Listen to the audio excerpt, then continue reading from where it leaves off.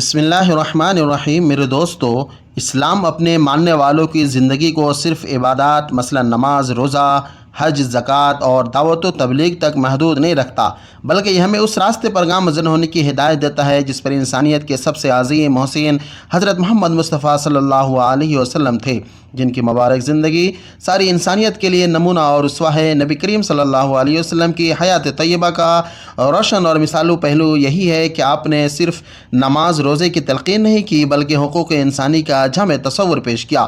اس حوالے سے امت کو پیغام دینے کے ساتھ ساتھ عملی میدان میں خود بھی کام کیا اور اپنے صحابہ رضی اللہ عنہم کو بھی اس کی تلقین فرمائی۔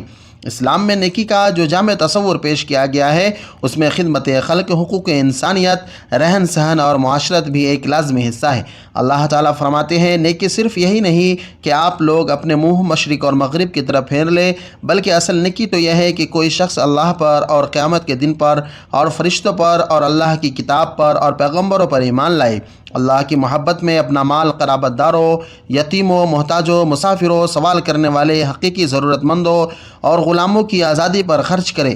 یہ وہ لوگ ہیں جو نماز قائم کرتے ہیں، زکوٰۃ دیتے ہیں اور جب کوئی وعدہ کرے تو اسے پورا کرتے ہیں، سختی، مصیبت اور جہاد کے وقت صبر کرتے ہیں۔ یہی لوگ سچے ہیں اور یہی متقی ہیں۔ پرسکون اور اطمینان بخش زندگی گزارنے کے لیے اسلام نے انسانوں کے جذبات و احساسات کی قدر دانی اور باہمی احترام و رواداری کو قائم کرنے کی قدم قدم پر تاکید کی ہے۔ نیز ہر ایسے عمل سے سختی کے ساتھ منع کیا ہے جس سے انسانی جذبات مجروح ہوتے ہوں اور انسانوں کو معمولی اذیت پہنچتی ہو۔ دین اسلام میں انسانیت کو کتنا بڑا مقام دیا گیا ہے، اس کا اندازہ اس بات سے لگایا جا سکتا ہے کہ اسلام نے اپنے ماننے والوں پر تمام انسانوں کے حقوق متعین کیے ہیں۔ والدین کے حقوق، اولاد کے حقوق، میاں بیوی کے حقوق، یتیموں کے حقوق، غیر مسلموں کے حقوق، پڑوسیوں کے حقوق، مہمانوں کے حقوق، مسافروں کے حقوق، غرض سبھی کے جملہ حقوق کا تعین کیا ہے اور ان کو پورا کرنے کی وصیت کی ہے۔ اگر انسان آپس میں ایک دوسرے کے حقوق ادا نہ کرے تو دنیا میں فساد ضرور برپا ہوگا، اور مثلا بادشاہ اور حاکم اپنے حقوق ادا نہ کرے تو رعایا کی زندگی تکالیف و مشکلات کا شکار ہو جائے گی۔ شوہر بیوی کے حقوق ادا نہ کرے تو بیوی کی زندگی دنیا میں ہی جہنم بن جائے گی۔ بیوی شوہر کے حقوق ادا نہ کرے تو شوہر کی زندگی کا سکون ختم ہو جائے گا۔ پڑوسی ایک دوسرے کے حقوق ادا نہ کرے تو محبت و امن کی فضا ختم ہو جائے گی۔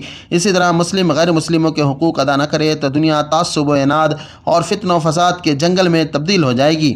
امیر لوگ غریبوں کے حقوق ادا نہ کرے تو غریبوں کی زندگی فاقہ کشی کا شکار ہو جائے گی۔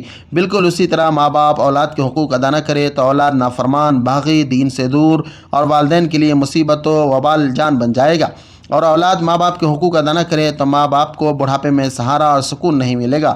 غرض ہے کہ دنیا میں فساد ہی فساد برپا ہو جائے گا اور امن قائم نہ رہ سکے گا۔ پس امن کو قائم رکھنے کے لیے ضروری ہے کہ تمام انسان ایک دوسرے کے وہ تمام حقوق جو اللہ تعالیٰ نے لازم کیے ہیں ادا کرتے رہیں۔ یہی اسلام کی اولین تعلیم اور نبی پاک صلی اللہ علیہ وسلم کا مقصد بعثت ہے، اور آپ نے اسی تعلیم کو لے کر اس دنیا میں تشریف لائے۔ لیکن میرے دوستو، آج ہمارا اصل المیہ یہ ہے کہ قرآن کریم کی تعلیمات سے ہم خود بھی آگاہ نہیں ہے اور دنیا کو بھی ان سے آگاہ کرنے کی ضرورت ہمیں صحیح طور پر محسوس نہیں ہو رہی ہے، ورنہ حقوق کا جو جامع اور متوازن تصور دین اسلام نے دیا ہے، دنیا کے کسی نظام میں اس کا کوئی متبادل موجود نہیں ہے۔ آئیے آج ہم سرسری طور پر جانتے ہیں اسلام کے صرف معاشرتی حقوق پر ایک نظر ڈالتے ہیں۔ میرے دوستو، اسلام نے جانوروں کا حقوق کے بارے میں کیا فرمایا؟ حضور اکرم صلی اللہ علیہ وسلم نے ارشاد فرمایا، بنی اسرائیل میں ایک بدکار عورت ایک پیاسے کتے کو پانی پلانے سے جنت میں چلی گئی، جبکہ بنی اسرائیل ہی کی ایک پارسا عورت ایک بلی کو محبوس کر کے قید میں رکھ کر کے بھوک پیاس سے مار دینے کے سبب جہنم رسید ہو گئی۔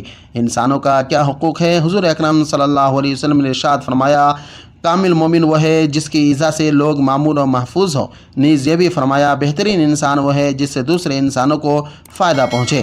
مسلمان کا حق، حضور اکرم صلی اللہ علیہ وسلم نے ارشاد فرمایا، ایک مسلمان کے دوسرے مسلمان پر 5 حق ہے۔ سب سے پہلا ملاقات ہونے پر سلام کرنا، دوسرا بیماری میں عیادت کرنا، چھینک آنے پر رحمت کی دعا دینا، مرنے پر جنازے میں شرکت کرنا، اور جو اپنے لیے پسند ہو وہی اپنے مسلمان بھائی کے لیے بھی پسند کرتا ہو۔ مصیبت زدہ، مشکلات کا شکار اور مجبور کا حق اسلام نے کیا دیا ہے؟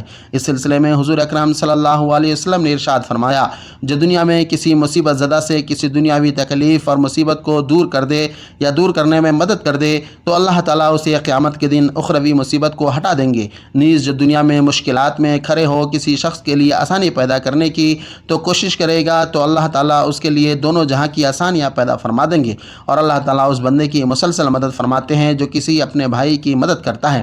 اپنے ماتحتوں کا، پڑوسیوں کا حقوق، شوہر کا حقوق، بیوی کا حقوق، والدین کا حقوق، شاگردوں کا استاذ پر حق، عوام کا حکمرانوں پر حق۔ میرے دوستو، بہت سارے حقوق ہیں جس کو اسلام نے بہت اچھے طریقے سے بیان کیا ہے، لیکن ہم سب آج کل ہمارے معاشرے میں ان تمام حقوقوں پر عمل نہیں ہو رہا ہے۔